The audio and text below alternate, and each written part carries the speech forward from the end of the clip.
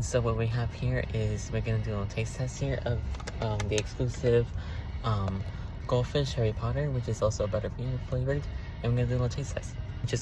Alrighty, so I just opened up the bag and immediately you smell the butterbeer flavor, and they come in different shapes.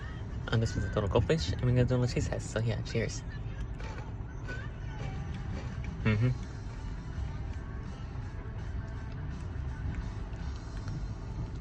But yeah, so far pretty good, and you can actually taste the butterbeer. So I highly recommend this. And actually, one last thing here before I end here, this is a limited edition item. Limited edition. So also I want to show you guys here that this is also a limited edition item, so I highly recommend it. So if you guys enjoy a little taste test here, and I'll see you guys afterwards. Bye everyone.